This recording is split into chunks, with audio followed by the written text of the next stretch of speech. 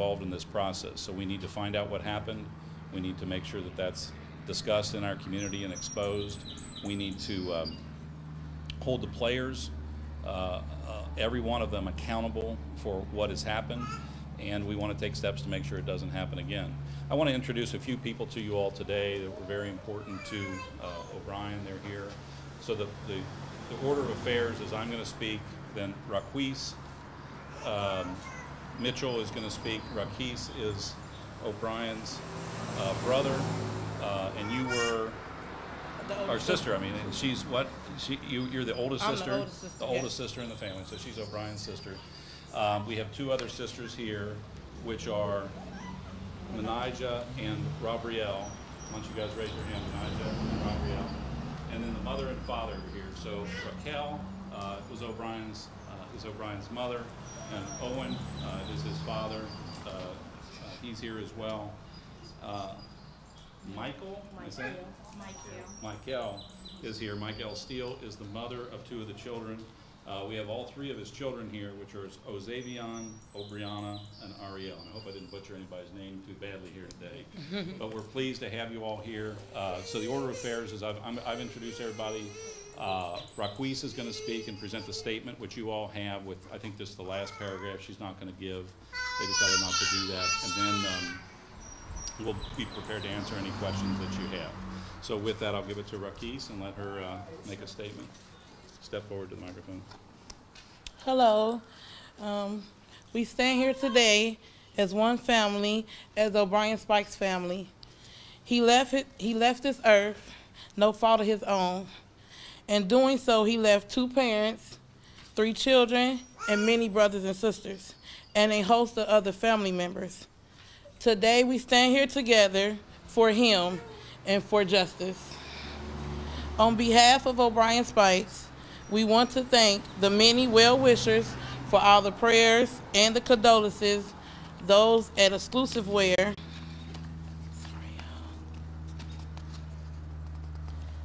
all those that donated to the fundraiser, Inspirational Baptist Church, Word of Life Christian Fellowship Church, and Pastor Darren Miller.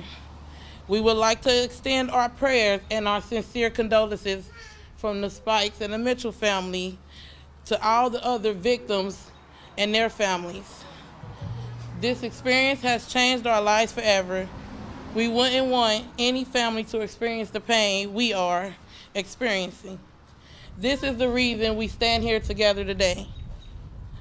Today we seek and desire what any family would want for such a tragic loss of their loved one. We want all those responsible for his death to be held accountable. All shooters, club owners, and Cincinnati Police Department, criminally and civilly. But most importantly, we want to help others. We want to help others to avoid being in this situation we find ourselves in today, burying a loved one from a senseless, tragic event. There remain many unanswered questions, questionable procedures, and many other facts to the story that have not been shared. We want the public to sincerely know that O'Brien was an innocent bystander that was killed in a crossfire and not the suspect. He attended Cameo Night Club that night to celebrate a friend's birthday. He was not involved in any way with the dispute that ultimately led to his tragic death. We hope that the prosecutor's office, the Cincinnati Police Department, and our own investigators will thoroughly investigate and bring all the individuals to account of their role in this tragic death.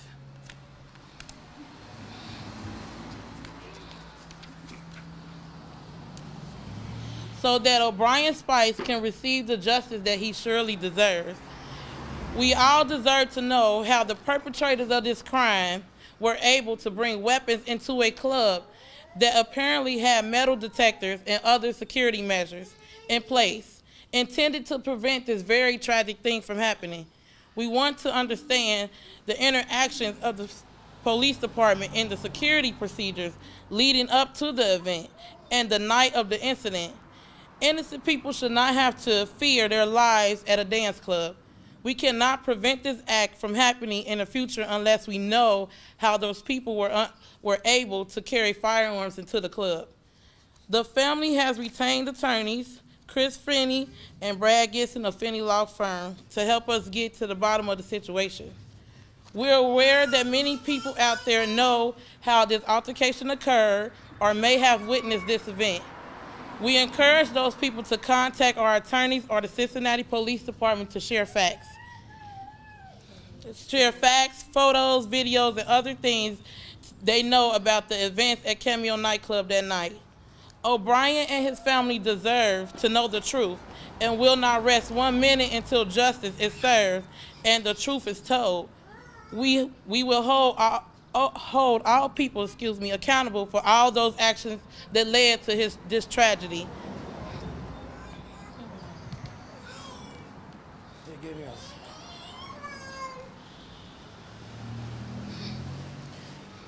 So, with that being said, my son was a great person, a family man, a great loving father of all 3 of his kids.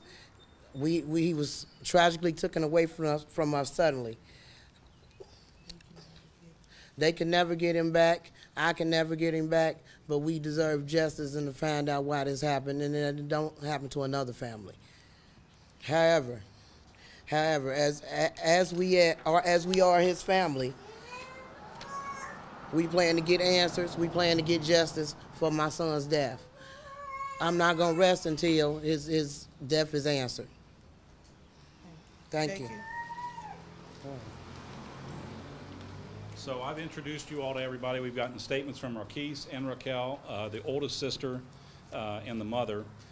We're very honored, to be honest with you, that we are entrusted with the obligation, with the responsibility of getting to the bottom of this for you and holding these people accountable, and we look forward to doing that. We're glad to answer any questions that you all have. Chris, as you have worked on this for the short time that you've worked on it, have you been able to form any sort of idea as to how guns were brought into it? Brad Gibson from my office has done a little bit more research and reading on this, but obviously the security procedures were lax. They had metal detectors at the doors, and yet they allowed guns to come in. Bradley, do you want to? So all we have at this point right now are rumors and hearsay, but what we've been hearing is that the bouncers accepted money to let people in.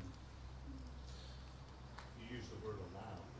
Yes, they actually would pay to bypass the metal detectors in an express line, and there was a knowingness to what was going on by the owner of the club and by his security force allowing this to happen. This was not something that was just somebody slipped in or happenstance. That's our belief at this point. So would you say it was a pattern of this happening at that club, and it was maybe a matter of time before something happened? Well, first of all, it wasn't a matter of time before something happened. They had regular gun and knife incidents down there. They had 651 different 9/11 calls in 5 years. The police were down there all the time.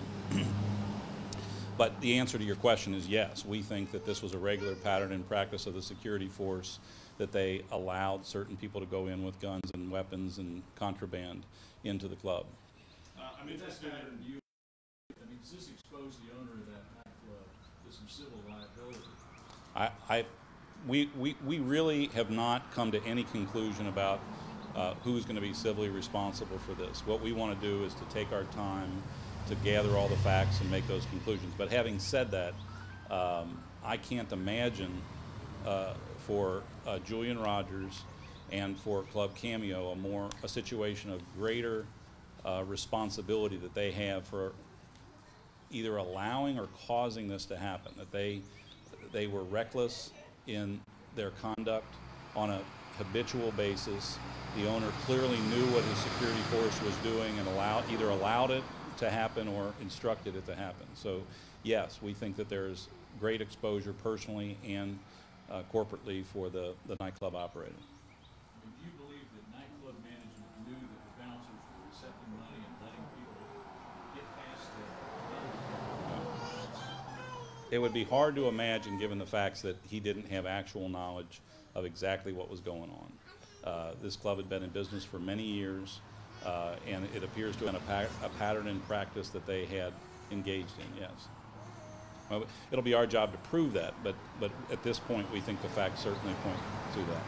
The family statement, they talked about all those responsible, and they mentioned Cincinnati police who were stationed on the outside of the club, which is, I believe, the policy and protocol at these when they're hired off duty. What do you believe that police could have or should have done more? Well, I don't think at this juncture there's any question the police should have and could have done more. There was a continuing interaction between the police and the nightclub operator for a period of many years, and it resulted in the biggest mass shooting in the United States in 2017. So obviously they needed to have done more. They should have done more, and at this point I'm sure they wish they had done more. But we are where we are with that. But yeah, I think that the police, both in their capacity as police and as part of the private security force, have some culpability in this matter. Now, are they going to be protected by sovereign immunity? Will we be able to establish that? I don't know. But there is a very troubling interaction between the police and the nightclub operator that obviously resulted in the greatest tragedy in the country so far this year because of their either neglect or their involvement with the club operators' practices. And I don't mean to preempt you. If you all have anything more to say, you're welcome to. But I think that what we're here today to say is that we don't want this to happen again.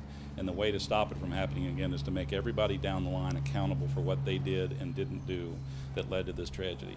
And I think in hindsight, obviously, the police should have done more and should not have been as accommodating to Julian Rogers as they were.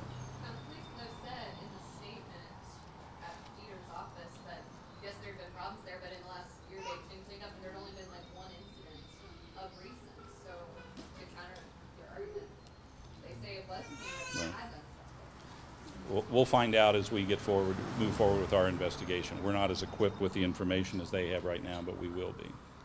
Chris, when you talk about the ongoing relationship between the police and Julian Rogers, do you believe, because of that relationship, some-duty police officers who were working the security detail knew that people could pay extra money and get past the metal detectors and bring weapons in Cameo Night Club? I don't know that we know that at this juncture, that they knew. I would have a hard time believing that you have 4 officers regularly stationed outside of Club Cameo, not understanding over a period of months and years that they were engaging in these dangerous practices. It's hard to imagine that that's true, but I don't know that we have the facts that would lead conclusively to that at this point. Julian Rogers still has a club that's open. It doesn't have the history that Cameo has, but he still owns a club of some size in the urban core. Yes. Are you arguing there's a concern about how that club? I don't think there's any question. I think that Julian Rogers as a nightclub operator has been a problem for many, many years in this community.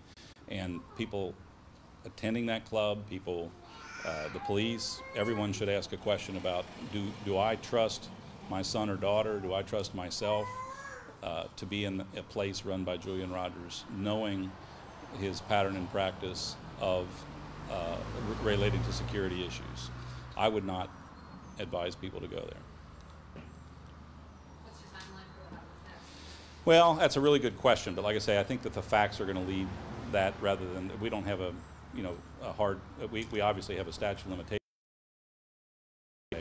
So I think our approach is to take our time to thoroughly investigate and then bring the claims that we feel appropriate based upon that.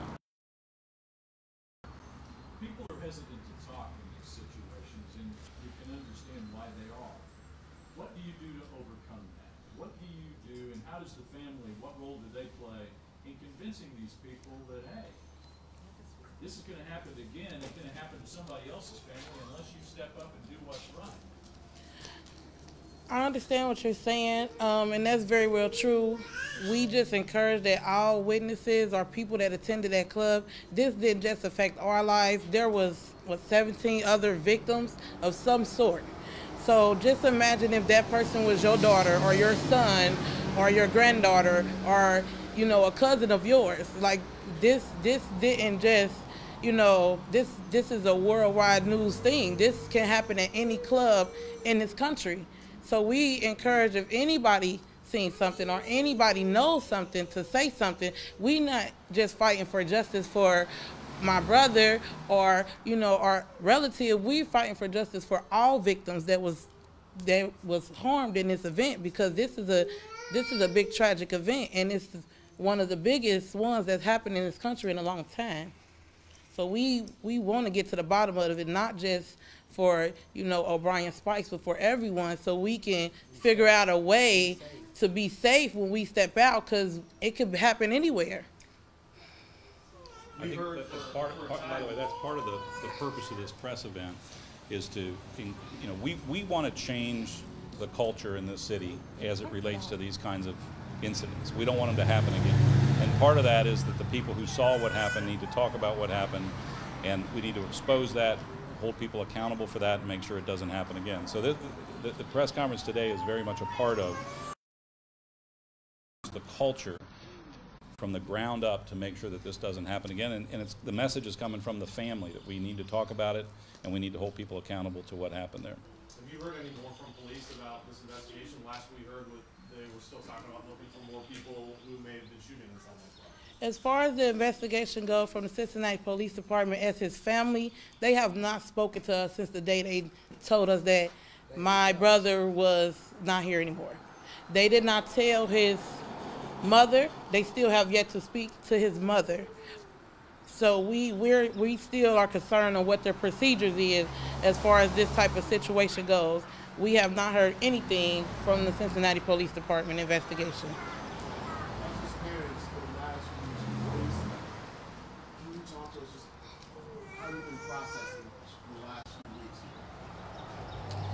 weeks? Not good. I'm really not good. It's hard for me to go back to work. His son lived with him, so now I have a 5-year-old. I'm 46. What I'm gonna do with a 5-year-old? So at any rate, that's how I feel. I feel like he was just taken away from us, and I really want any witnesses that seen anything to come and be truthful. Several people has reached out and came, people that I didn't know, people that he didn't know, and we directed them to our lawyers, because I really want, from what happened going from the beginning to the end, when people was coming in the club, how did they get in there? We need to know all of this, because it's been definitely hard for me to go on without my son. I have 3 girls. He was my only son. So he meant a real lot to us, a whole lot to us.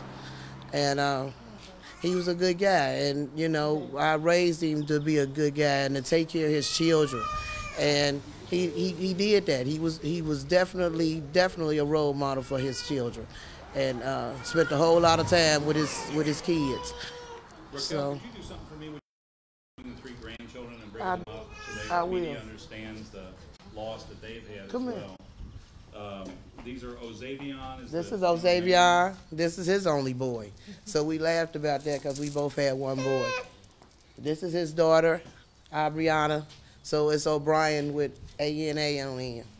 And this is Ariel. We call her Ellie, and she's only 1, so she just got to know her daddy. So it's hard for us. He just made a way for them to be with him a lot. And would you mind just quickly introducing his other 2 sisters as well? his sisters, that's Menijah, and that's Rabriel, and he the big brother, a daddy to both of them. They depended on him for everything. He was our man. He was us girls, and he took care of us. He did everything for us. So it's tragic for us. So we just can't.